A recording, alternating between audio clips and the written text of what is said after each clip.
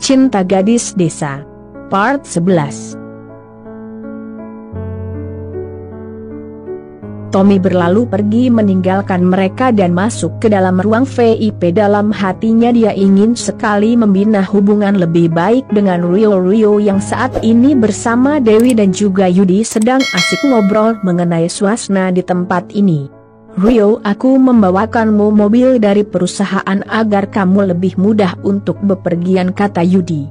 Tidak usah repot-repot Pak, saya bisa naik taksi, jawab Rio hanya berpura-pura agar Dewi tidak tahu soal statusnya. Jangan sungkan-sungkan, itu memang fasilitas dari perusahaan. Baik Pak, terima kasih, jawab Rio. Ini kunci mobilnya, dan mobil ada di parkiran, kata Yudi. Dewi terkejut melihat kunci mobil yang harganya sangat fantastis. Bagus banget mobil yang diberikan perusahaan, batinya. Walaupun Dewi tinggal di desa, tapi Dewi juga tahu kalau soal mobil. Dari kuncinya saja Dewi tahu kalau mobil yang diberikan Yuda pada Rio itu sangat mahal. Mobil yang diberikan Yudi pada Rio memang mobil keluaran terbaru Asia, yaitu mobil Maybach Exelero, mobil terbaru keluaran Jerman, harganya sekitar 8 miliar rupiah. Dewi yang mengetahui hal itu hanya diam. Decak kagum menyelimuti hatinya. Maaf Pak Yudi, mobil ini terlalu mahal untukku, apalagi di desa, kata Rio. Ini sudah menjadi keputusan perusahaan Mas Rio, ucap Yudi. Rio terdiam dan hanya mengatakan banyak terima kasih kepada Yudi.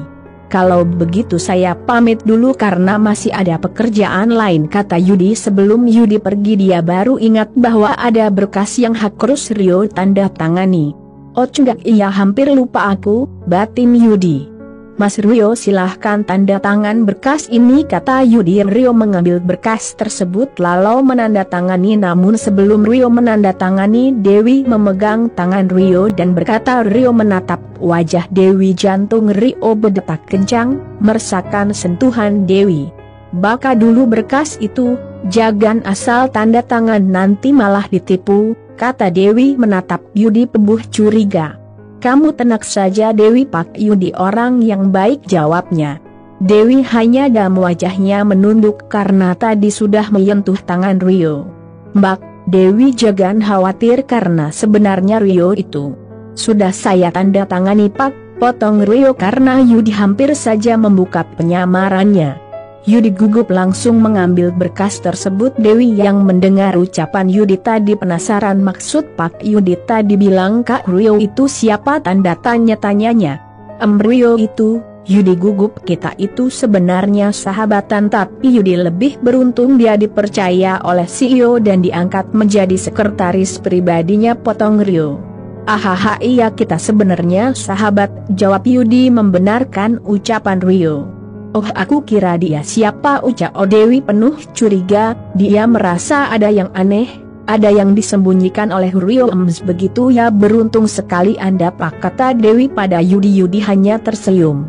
Baiklah kalau begitu aku pergi dulu, kata Yudi. Yudi bersalaman dengan Rio. Saat Yudi ingin bersalaman dengan Dewi, Dewi hanya mengangkat tangannya sebagai cold kalau dia tidak mau bersalaman. Baik Pak, hati-hati di jalan, kata Dewi. Yudi terkejut karena sangat jarang perempuan saat ini yang menolak berjabat tangan dengan lelaki. Maaf Pak Yudi, jangan tersinggung karena Dewi memang tidak berjabat tangan dengan lelaki selain muhrimnya. Rio mencoba menjelaskan pada Yudi. Oh tidak apa-apa, saya paham. Yudi pun membalikan badannya, namun sebelum beranjak pergi dia membalikan kepalanya dan berkata, Mas Rio jaga baik-baik pacarnya ini barang langka. Yudi tersenyum dan segera pergi. Yudi sengaja menggoda Rio karena Yudi dapat melihat dari cara pandang beda ada Dewi. Rio menatap Yudi yang saat ini sudah mulai menjauh darinya, sedangkan Dewi wajahnya merah karena malu. Barang langka apaan, emangnya aku ini barang antik? Kesal Dewi. Rio menoleh dan tersenyum pada Dewi. Sudah jangan dengerin omongan dia itu memang suka begitu, kata Rio. Ayo kita pergi, ajak Rio. Mereka pun keluar dari restoran tersebut. Setelah mereka keluar menuju parkiran, Rio Bafu sadar kalau hari ini Dewi ingin berjumpa dengan sahabatnya yang saat ini bekerja di kota. Dewi sapa Rio. Rio melirik Dewi yang ada di sampingnya. "Iya, ada apa?" jawabnya. "Katanya kamu ingin bertemu dengan sahabatmu yang ada di kota Amsgak. Jadi aku sudah capek." "Baiklah kalau tidak jadi," jawab Rio. Mereka pun menuju tempat mobil mewah yang diparkir di pojok halaman restoran. Terlihat sebuah mobil mewah berwarna hitam kilat. "Wah, bagus banget mobil ini," batin Dewi. Dewi mengagumi kemewahan mobil tersebut karena di desanya tidak pernah ada mobil semewah ini dan mobil ini hanya diproduksi beberapa unit saja di dunia ini. "Ayo masuk," kata Rio. Dewi yang melamun mengagumi keindahan mobil itu terkejut.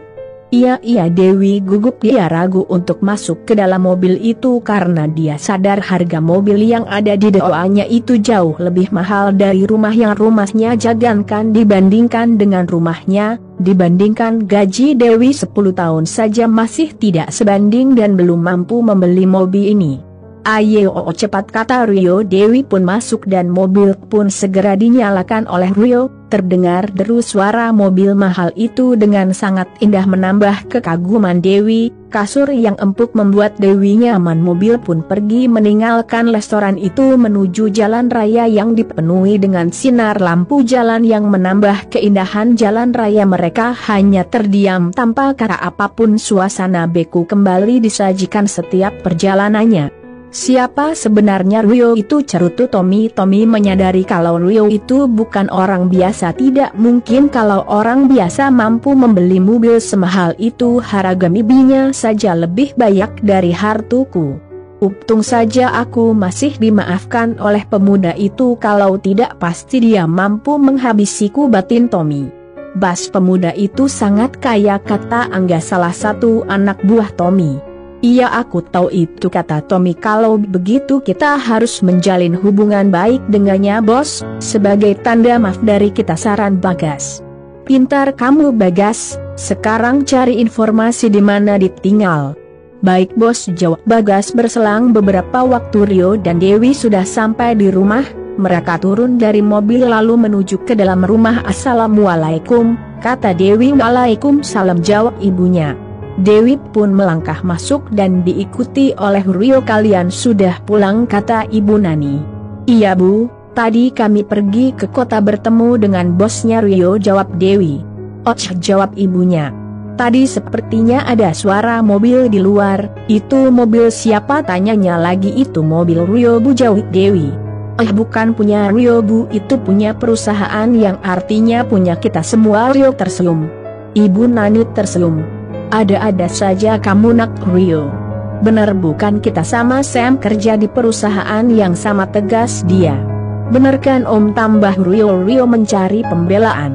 "Iya bener." Pak Yanto pun tertawa. Pak Yanto semakin kagum dengan Rio. Walaupun dia kaya raya tapi dia selalu rendah hati, tidak seperti anak orang kaya lainnya. Padahal Rio adalah pewaris tunggal dari perusahaan terkaya di negara ini, PT Abdi Jaya Group, batin Pak Yanto. Suasana di rumah itu memang selalu penuh dengan keharmonisan. Walau sederhana namun di antara mereka selalu memberikan kebahagiaan satu sama lain. Rio yang hanya tinggal tidak begitu lama sudah. Jangan lupa like, share, and subscribe agar kalian tidak ketinggalan cerita menarik selanjutnya.